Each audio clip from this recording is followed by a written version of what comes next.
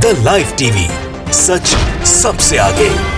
नमस्कार, मैं हर्षिता सिंह और आप देख रहे हैं द लाइव टीवी। एक के बाद एक लगभग चुनाव में करारी हार का सामना करने के बाद अब आने वाले 2022 में जो विधानसभा चुनाव होने वाले हैं, उन विधानसभा चुनाव को लेकर के बीजेपी अब अपना वर्चस्व जमाने में लग चुकी है और इसके लिए अभी से अपने करीबियों को चुनाव आयुक्त भेजना शुरू कर चुकी है। और अब केंद्र सरकार द्वारा चुनाव आयोग में उत्तर प्रदेश का वर्चस्व स्थापित कर दिया गया है। वो कैसे, वो आपको बताते हैं। दरअसल केंद्र सरकार ने अब उत्तर प्रदेश के पूर्व मुख्य सचिव और 1984 बैच के आईएएस अधिकारी अनूप चंद्र पांडे को चुनाव आयुक्त बना दिया है, जिसके बाद से भारतीय निर्वाचन आयोग में जो एक पद खाली थे, अब तीनों आयुक्त बराबर हो चुके हैं। वो पद जो है वो भर चुके हैं और केंद्रीय कानून मंत्रालय के विधायी विभाग ने ये कहा है कि राष्ट्रपति प्रसन्नता के साथ अनूप चंद्र पांडे, जो कि 1984 बैच के रिटायर्ड आईएएस ऑफिसर हैं, उस दिन से निर्वाचन आयुक्त नियुक्त किए जाते हैं जिस दिन से वो अपना पदभार ग्रहण करेंगे। इस आदेश के बाद से यूपी चुनाव में होने वाले खेल पर अब खूब सवाल उठाए जा रहे हैं, क्योंकि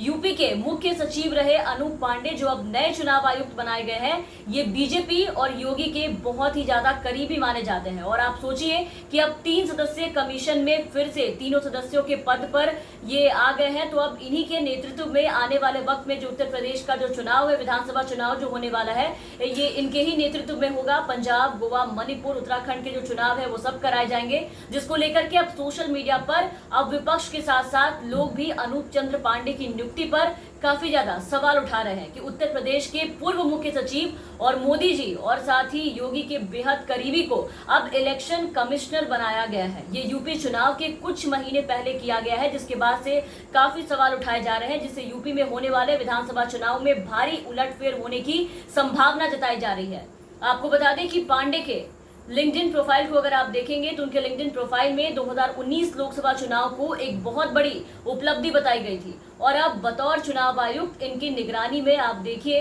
कि इत्तेफाक से ये पहला विधानसभा चुनाव जो है उत्तर प्रदेश में जो होगा, ये उनका होम कार्डर है, वहां होगा। इसके साथ ही 2022 में पंजाब, गोवा, मणिपुर और उत्तराखंड में भी चुनाव होंगे,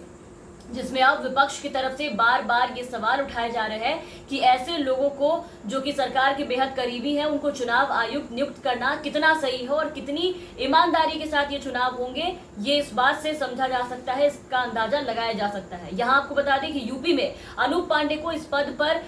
तरक्की दिए जाने से पहले पांडे ने 2018 में बतौर औद्योगिक विकास आयुक्त का काम किया था। जब उत्तर प्रदेश इन्वेस्टर समिट 2018 में जो आयोजित की गई थी, उसमें आनंद महिंद्रा, टाटा ग्रुप के लोग, अंबानी ग्रुप के लोग, एसएल ग्रुप, बिरला जैसे बड़े बड़े जो बिजनेसमैन थे, उनके जो कंपनीज थी, उनके जो ग्रुप थे, जब वो पहली बार उत्तर प्रदेश आए थे, उससे पहले 2017 में ये पांडे ही थे जिन्होंने योगी की फ्लैगशिप फसल ऋण जो थी उसकी माफी पहल को बखूबी वहां पर संभाला था उत्तर प्रदेश में, जिसके बाद से देश भर में ऋण माफी स्कीमों की जो हवा है वो काफी ज्यादा चली थी। और ये वही वो समय था जिस दौरान पांडे ने आदित्यनाथ का विश्वास पूरी तरीके से जीत लिया था। और अब देखिए कि इन्हें रिटायरमेंट के बाद सीधे चुनाव आयुक्त के पद पर बना दिया गया है और इतनी बड़ी जिम्मेदारी इन्हें सौंप दी गई है। और वैसे भी अगर आप देखें गौर करके तो बीजेपी में उन हर आईएएस और आईपीएस और जस्टिस को शामिल किया जाता है, मनोनीत किया जाता है किसी न किसी पद पे, जो अपने कार्यकाल में बीजेपी के लिए जी जान से मेहनत करते हैं। रंजन गोगोई का नाम तो आपको याद होगा, जो पिछले साल असम विधानसभा चुनाव के पहले काफी ज्यादा सुर्खियों में रहे थे, बीजेपी के असम मुख्यमंत्री दावेदार माने जा रहे थे। इन्होंने भी अपने चीफ जस्टिस जब ये थे तो अपने कार्यकाल में काफी ज्यादा जो फैसले हैं वो लिए थे जो कि बीजेपी के पक्ष में थे। बहुत से ऐतिहासिक फैसले सुनाए थे जो कि बीजेपी के पक्ष में थे। उसमें से एक राम मंदिर का मुद्दा भी था। नवंबर 2019 में रंजन गोगोई की अध्यक्षता वाली पीठ ने अयोध्या में राम जन्मभूमि बाबरी मस्जिद विवाद को लेकर के ऐतिहासिक फैसला सुनाया था। 40 दिन की जो बहस चली थी, 40 दिन चली सुनवाई के बाद 5 जजों की बेंच ने विवादित जमीन पर राम मंदिर बनाने के लिए आदेश दे दिए थे। आपको बताते चले यहाँ पर कि रिटायर्ड होने से ठीक पहले रंजन गोगोई ने यह आदेश जो है वो सुनाया था और फिर वो उसी महीने रिटायर्ड भी हो गए थे। और फिर उनके रिटायरमेंट के बाद आप देखिए कि पूर्व chief justice of India CJI Ranjan Gogoi को मोदी सरकार ने सीधा उनके रिटायरमेंट के बाद राज्यसभा के लिए मनोनीत कर दिया था। उस वक्त भी आपने देखा होगा कि मोदी सरकार के इस फैसले पर खूब सियासी बवाल मचा था, काफी ज्यादा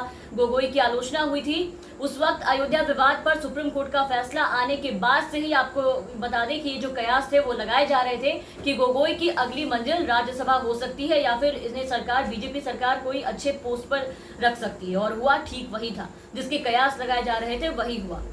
उससे पहले रामलला की कृपा उन सब पर बरसी थी जिन्होंने अयोध्या में बाबरी मस्जिद का वजूद खत्म करने और विवादित जमीन पर राम मंदिर निर्माण का रास्ता साफ करने में अहम भूमिका निभाई थी। खैर ये बीती बातें हैं, उतने डिटेल्स में हम नहीं जाएंगे, लेकिन अभी जो हुआ है उत्तर प्रदेश में पूर्व IAS अफसर और योगी जी और बीजेपी के सबसे करीबी रहे अनूप पांडे को इस तरह से जो यूपी चुनाव के ठीक पहले ये जिम्मेदारी सौंपी गई है और जिम्मेदारी सौंपने के बाद जो उन्हें आयुक्त बनाया गया, चुनाव आयुक्त, उसके बाद से ये सवाल उठने लगे हैं कि ऐसे में ये चुनाव आयुक्त पे विश्वास कैसे किया जाएगा और इसकी क्या गारंटी है कि कैसे भरोसा होगा कि चुनाव आयुक्त पूरी ईमानदारी और पारदर्शिता के साथ काम करेगी, चुनाव पूरी ईमानदारी के साथ होंगे। अब आने वाले वक्त में होने वाले जो विधानसभा चुनाव है उसमें क्या कुछ होगा ये देखने वाली बात है। बाकी के तमाम अपडेट्स और तमाम खबरों के लिए आप बने रहे द लाइव टीवी के साथ। धन्यवाद। द लाइव टीवी, सच सबसे आगे।